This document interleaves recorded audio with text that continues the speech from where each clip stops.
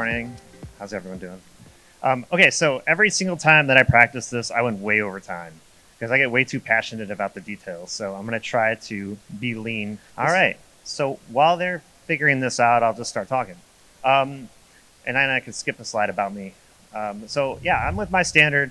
The the the goal of what we've been doing from the beginning, right, is we had a problem. I was consulting for talent acquisition companies in the U.S. for Fortune 50 companies, and I had problems that I could not solve. And so when we went out to try to solve these problems, we actually landed on a Web3 solution to do it, which I think is a little different than what we've been seeing consistently, where you kind of have the Web3 solution and they're searching for the problem, right?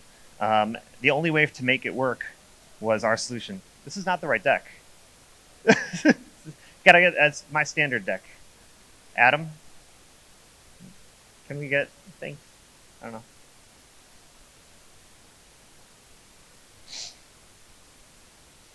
know. Thanks, guys. Nope, that's not it. That's not it. It's the colorful one with the rainbows. Yeah. You had it up there earlier.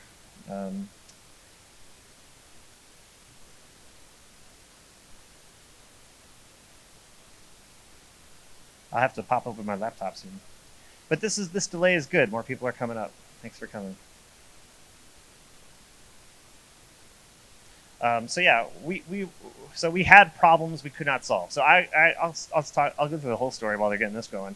I was helping Johnson & Johnson with an equal opportunity problem. One of their hiring managers was weeding out candidates from their hiring process because of race. They got caught for it. They got their hands slapped for it. And we talked about this with our team, and they said, well, is there a tech-forward solution we can do to make it so that we can hire people without bias? There wasn't one. Think about your LinkedIn profile today. Everybody knows what you look like, what school you went to, what your name is, right? They get to decide, without you even knowing it, if you're a fit for a job, and you never get a say.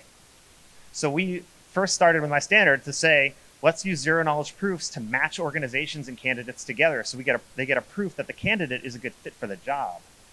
But they don't get to see any information about the candidate until the candidate says yes. We've been building this for 4 years, and we just launched on mainnet last week. It is quite a ride to get here, and I'm excited to kind of talk to you guys about what we're doing. So, do I think we can get to the next billions of crypto users through MyStandard? I do, and I think we're doing it because we have an intuitive UI, UX, and a model that makes sense. Quick, who am I? I wrote this. I used to be a breakdancer and a professional gamer. I was a lot cooler than I used to be when I was writing this. I'm a dad of 3. I'm a girl dad, and I'm a struggling golfer, but we all are struggling golfers. If somebody says they're not, then they're a liar.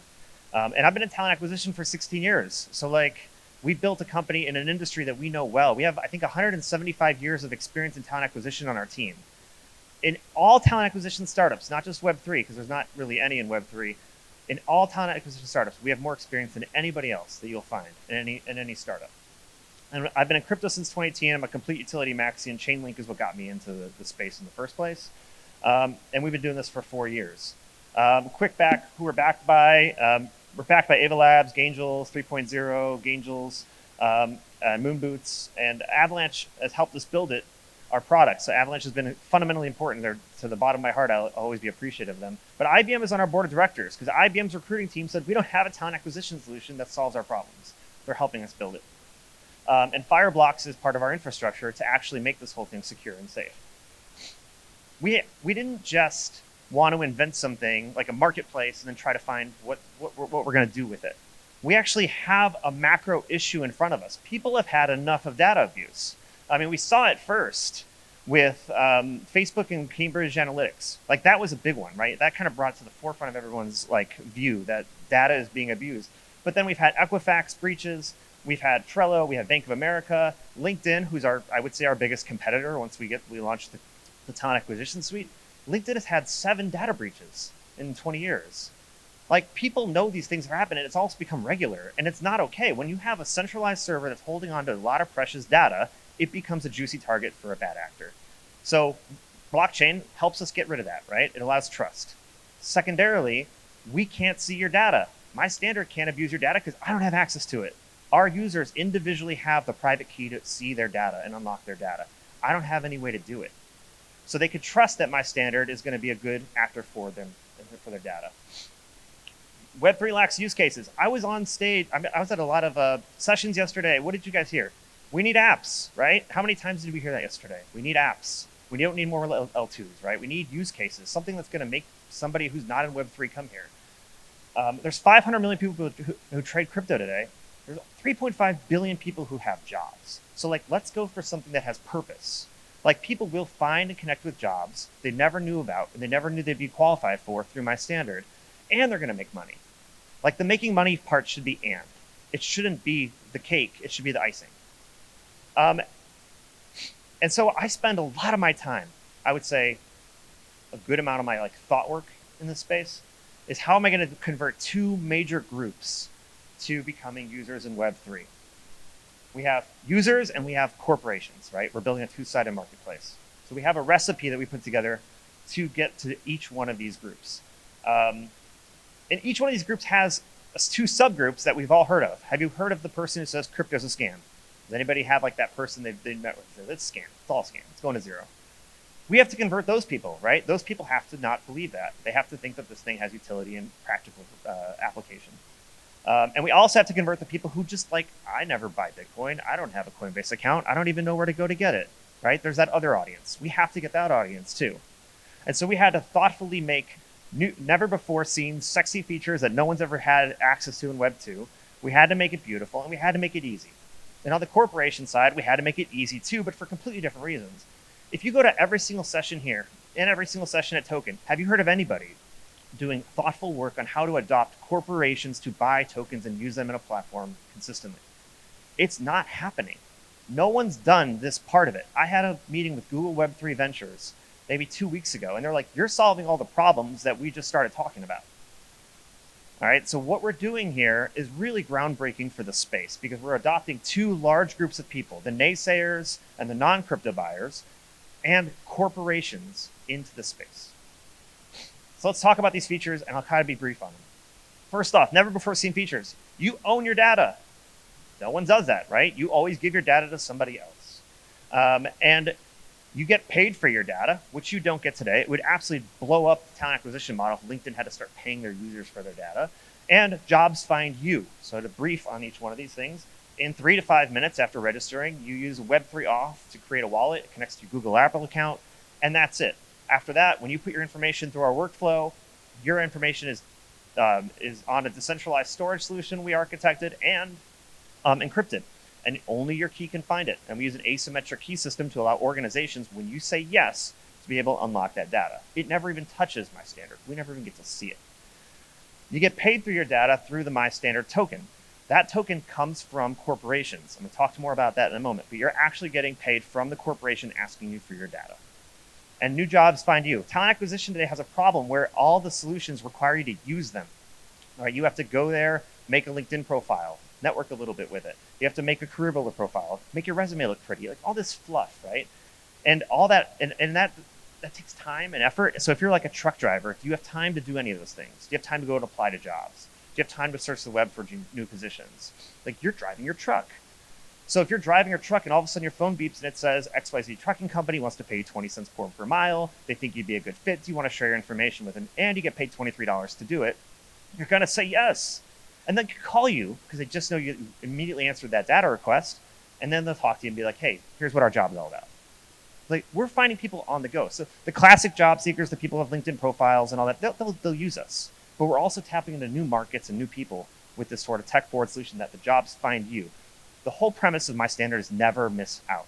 If you don't have your profile today set up, you're missing out. It takes moments to set up, and then you'll stop missing out. Let's talk about the beauty. We made what I would say is one of the more beautiful Web3 apps that you'll ever see. And it runs beautifully. It looks beautiful. It's easy to use. You don't have to spend a lot of time figuring out how it works and where to go. If you want to see information like what kind of rewards you've received, there's a tab for it. You don't have to hunt. All right, we spent an incredible amount of time on the UI UX, and for an MVP app, I would say this isn't even an MVP app. We had an MVP app made that worked, but it was ugly. So we spent a lot of time and probably more years building this thing to make something so that when people see it, they're like, I actually enjoy using this. And the whole thing runs beautifully. This is built on an incredible amount of Web3 architecture. When a candidate accepts a job request, it triggers a Fireblocks transaction in the background. Everything happens. It's a very complex backend, but beautiful and easy to use on the front end. And we're going to talk about ease. You sign up for MyStandard simply by clicking a Google or Apple logo. That's it. Like, that's all. Like, my mom could do it. It passed my mom. Like, I put my contacts into my mom's phone for her. Bless her heart. This tech, like anything that requires a lot of technical ability or like widgets or menus, it's too much, right? Click the Google or Apple logo, make a profile, and now you're set up. You never have to log in again if you don't want to. Once your profile is set, we will let you know when there's something for you to answer, when there's something like a reward for you to claim, or obviously a data request from a company that you should ask for. Now this was messier. Getting users and user experience and things to hook users into is relatively easy, and you hear about it a lot here. But corporations don't buy crypto. Like I have like the companies that are helping us build, like IBM and some of our earlier clients are going to be real world brands that you guys all know. They have never purchased crypto, and there's lots of reasons why. It's hard to buy, right? Imagine me telling like H&M, you want to recruit on MyStandard, but you got to make a Coinbase account and then transfer money to a wallet and then go on a DEX and then buy the token and then put the, like, can you imagine? Like, it's never going to happen. So we had to make it easy to buy. If they have new assets on hand, they have to report those assets to the finance team. Imagine HR having to tell finance, like, yeah, we have, $100,000 in this token. And then there's taxation reasons. Well, they wouldn't want to do that. So now HR is increasing the taxes on the company because they're holding on to the assets. And there's security. Imagine if IBM has $100,000 in MyStandard tokens for data requests in the platform, and they click a bad link, and their wallet got drained. They would never use us again, right? And lastly, price volatility. Imagine if IBM buys 100 grand worth of MyStandard tokens on the platform, and the price drops 50%, and now all of a sudden they have 50% less usage on the platform. It'd be a mess, right? All these reasons are complete, honest, and good reasons why companies can't use it. So we've had to solve them all. First, we do it for them. We send them a bill. They say, yeah, we want to see 1,000 candidates. We send them a bill for $4,000 or whatever that would cost, and we market buy the token with our cash reserve at that exact moment and put it into a Fireblocks wallet for that company to then just log into their platform and use it. They never have to connect the wallet. It's all done for them. Fireblocks wallets are automatically created when they log in, actually, so the whole thing is seamless. By holding onto their assets in a Fireblocks wallet that we custody for them, all these are mitigated, right? Fireblocks has the best security. They don't have the assets technically on their books, and there's no taxation reasons. So now companies have tokens without even knowing it. And lastly, price volatility. Like, how do we adjust? We adjust the price based off the time of purchase price. So now a company buys tokens at a specific price. If the price goes up, we actually give them upside on their data requests from the price going up. If the price goes down, we actually decrease the cost of their data requests in line with how much the token is down from when they bought it. So they get the number of data requests. They're always contracting from us, but with a potential upside.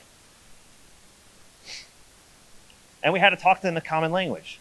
Tokens are incentives. Token value equals the number of data requests. Staking is a way for them to grow their budget. An airdrop is a network validation reward. And an unrealized gain is essentially bonus data requests they get to use until they reach their max bonus, which is a 5 times bonus. Like, they don't know that they have a wallet with tokens. That's all abstracted from the user experience. So, like, they get to see a little, we call it a wallet just to kind of shout out to the crypto side, but they see how many data requests they have on the platform. And as data requests are used, they get locked amount because those tokens are essentially set aside for whatever candidate flow they're looking for. And then as candidates say yes or no, those tokens will come back to them or leave their wallet, and essentially they get less data requests. So they'll always know how many locked and unlocked token data requests they have. And that's based off of some complicated math in the background that equals the number of data requests they're allowed. On the bottom, we call it never miss out because they actually put a time, the amount of time that this data request is live for. So when you get a data request on your phone and it says IBM is interested in you for this Java developer role, you have 1 hour to respond. Like, think about human nature, right? We don't want to miss out. So the first thing we're going to do is answer that. And then what happens if you missed it? So like you get back to your phone and it says, this data request is expired or this data request was fulfilled. Don't miss out next time. Be a little faster. Next time that notification beeps, you're going to be on it. And so we're kind of playing off the FOMO of people of like never missing out by making sure that they always are in tune with the data requests that come to them. The user experience for organizations and people also interact. People can ask for a verification request on their app. Their old employer is going to get a list of candidates that they have to verify. When organizations verify candidate information and make our network stronger, they get some token rewards for doing so. And when a candidate has validated information, the cost of their data is increased because it's a higher fidelity piece of data. So we're always playing with incentives on each side to make sure that people and companies are trying to make our network stronger. Lastly, and I think this is the most important thing, it has to be better. Like, we just can't, it has to be better than LinkedIn. It has to be better than Indeed, Career Builder. It has to be better than staffing agencies. And it's better in every way, shape, and form.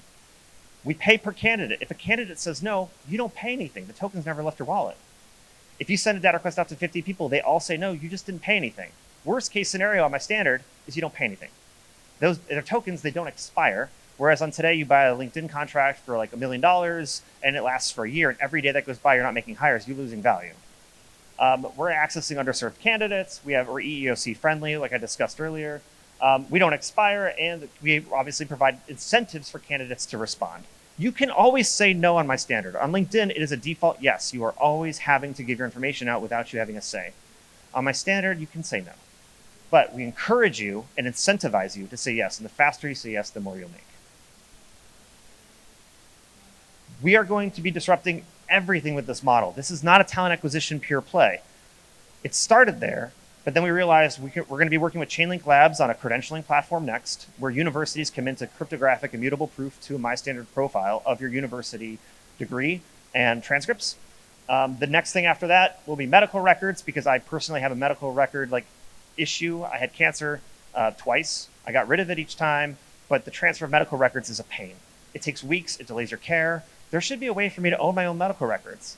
And then I found out it's a $44 billion industry, because while they're holding on to your medical records, they sell them anonymized for research. That could come back to people too. So now we have consumer research and marketing. Nielsen approached us when we announced our company, presented to us why MyStandard would change the game for consumer research. So we know there's a play there in marketing and having marketers engage with the right type of people using these cross data silos. And then it's a 1 trillion global data market that we're eventually going to move into. You know how Avalanche says we're the chain that chains will be built on? Chainlink says we're the oracle that oracles will be built on. The greater vision here is that we'll be the data market that data markets are built on, so that you can actually launch your own data use case within the MyStandard network and utilize our rails to essentially try to court people for their data. And then we'll reward people for those unique and popular use cases as they come out. Now, this is way in the future, right? We're starting with a very specific problem we're going to nail and solve and disrupt, and then we're going to expand out from here. Thanks for Avalanche for everything you guys have done for us, supporting us basically from day one. We wouldn't be here without them. Avalanche is the adoption chain, so it makes complete sense to build on it. The time to finality, low gas costs, things that you guys hear about all the time are very important to us. Their incredible portfolio support. They've given us legal support, tech support, you name it. We can reach out to them, marketing support. And you'll be seeing more coming from that. And Avalanche 9000 is important to us because it actually unlocks new utility for our users, where our users can actually then send tokens back to corporations or back into the market to, we call it Spotlight, to make themselves known that they are looking for a job. And all that will be unlocked once we go to our own layer 1 later, probably in the next 6 or so months. So what's next? I have a QR code here. If you want to see our link tree, connect to all of our socials, everything we're doing. We have an IDO coming up. We have our token launch coming up. So those are obviously exciting next milestones for us. We have client announcements, real world clients, brands that have never bought crypto before. So if you guys get excited when you see logos you've heard of buying and using crypto, we're going to be a company that you want to stay close with. And we already have our first client signed, and it's a big one. And there's going to be more and more of those kind of coming over time. We'll be doing a huge amount of marketing to get users on the platform and create awareness for what we're doing. Obviously, get your friends and family on board. The sooner they're signed up and the deeper their profile is, the more network rewards they'll receive. And then we're going to be expanding to new countries and new use cases. Thanks all for the time. I know I went over time, but appreciate y'all. Thank you. Thanks, everybody. Well, thank you very much.